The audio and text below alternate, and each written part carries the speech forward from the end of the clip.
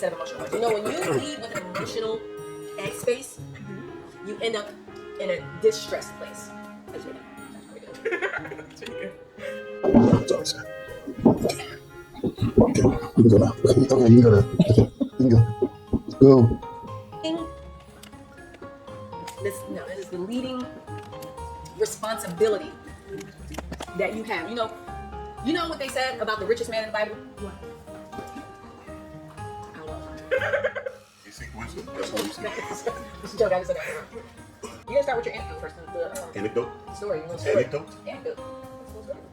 A metaphor or example? Yes. Which? Either one of those. That doesn't necessarily mean like going back to school and spending money on PhDs and things like that. Possible. That doesn't necessarily mean that. It could mean that. Likely not going to happen. But it's possible. Welcome to Team Whittaker. I'm Barbara Whittaker. Can we do that again? What's wrong with that one? I'm trying to. Welcome. Can we create some excitement in the room? This is important. But that wasn't excitement. That was me engaging. Like, I'm excited to like really get into the weeds. You might have a host this week if you don't like. No, I'm just telling you. I don't know how much I have. I'm getting ready. Chase, stop licking my face. This battery's gonna, the battery's gonna die. You gotta plug it in.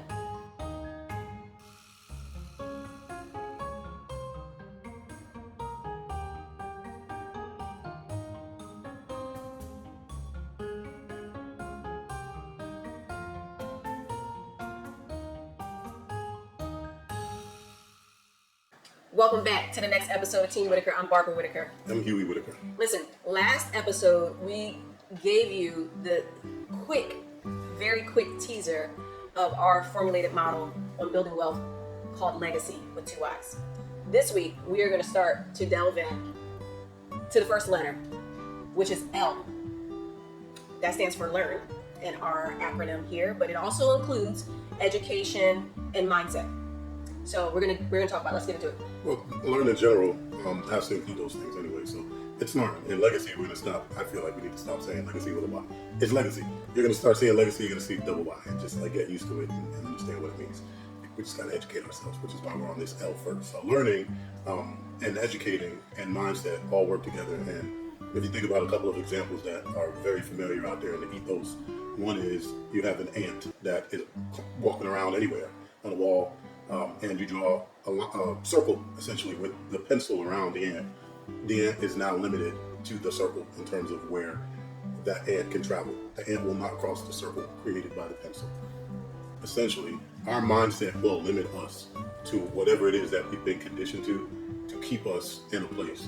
Which, if you go back a few episodes for us, we talked about exposure. Yeah. It's absolutely necessary for us to explore beyond what we think or understand, which allows us to expand our horizons and do more and be more. So that's why L is so important. It really is the foundational piece and the leading element to every other piece of legacy. You have to be willing to, one, check your mindset. How do you perceive an obstacle that you come across? Do you call it an obstacle? Do you call it a challenge? Do you call it an opportunity? Identifying areas in your life where you can adjust your mindset, improve your education, become a little wiser are the first place to start. Here are some practical tips of what you can kind of do to examine where you can start. Because that is a question we get a lot. It's like, okay, I need to start here. What do I start to learn? Well, let's look at one from your career job perspective. What are you currently doing that could then make you an expert in that field? Start spending 15, 20, 30 minutes a day listening to something or reading something that will help you become an expert at something. So identifying those areas are going to be the best place to start. Where can you become an expert? The next thing you could also do is look at your finances. A lot of people say, okay, I have a paycheck, I'm making money, I never have enough money. Like, my money doesn't go far enough for everything that I need to do. You need to, one, check your mindset on that thought. We're not saying that you don't have enough money, right? But if something's not going to get paid, something's not going to get paid anyway. So maybe how you think about what's not going to get paid and where you can divvy up your money so that you're working in a process to get to a point or having a plan to get out of that situation is always better than just continuing to do the same thing, having the same result, and getting the same answer.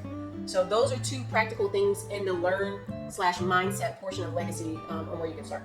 So regarding your mindset, we really believe in a growth mindset in everything that we do. And you have to understand that there is actually growth mindset or a fixed mindset. So with our mindset, we choose to have a growth mindset as opposed to a fixed mindset. And you need to make an intentional decision on which mindset strategy you're utilizing and using, because that will really ultimately determine where you're going and how fast you get there. And so we actually both read a book by Carol Dweck, and it's called Mindset. And it really distinguishes the differences between the two thought processes and how people go about their day-to-day based off of the actual mindset that they have as they're approaching their goals and their vision for their businesses. I also want to note, just focusing on the learning/education piece, it's so important to understand that in our day and age, you have so much available to you. There really isn't an exclusive availability of information. So, I spoke previously about, becoming an expert in something. If you take the time to methodically, choose a subject that you want to get better at, or a task, or a hobby, or something along those lines, there's so many things that you could do to expose yourself to that. Just you watching this episode or these videos is an indication that you're looking and you're reaching for something, which is good. So we encourage you to continue to feed that. We have already decided that we're going to be lifelong learners. So we're trying to gather the information that we need in order to continue to make better decisions in everything that we do in our life. But to encourage ourselves and each other to be better in the areas in which we choose to work and move our capital around in and make investments within. Yeah. Is what we want to do. We don't necessarily want to be the jack of all trades. We want to have a focus area, which we do. Yeah. And if you don't know, it's real estate, it's investments, and really the empowerment of people. We're in the people business as well. Everything we do is surrounded by people. We have 4 girls. We have a pretty large entourage, I would say, in terms of like the people that are within our family or outside of the family that are close enough to us that we think about how to be like family. So with that, we want to continue to make sure that we learn how to be the best us so that we can impart into others. Yeah.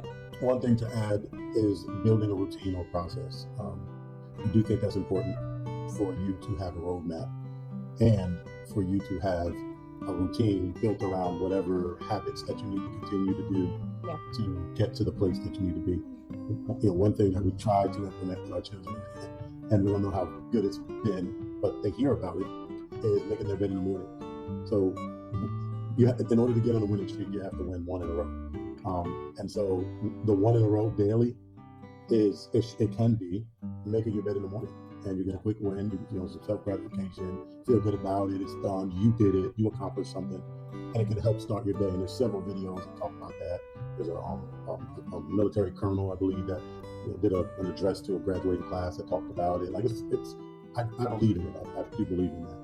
And that will also help build a routine. Once you start getting those small wins earlier in your day, or really just earlier on your journey to wherever you're headed, you build a routine around it. And so you just continue to do those things that are helping you get to that place. But they also, along the way, help you build your mindset to what it needs to be in order for you to get there.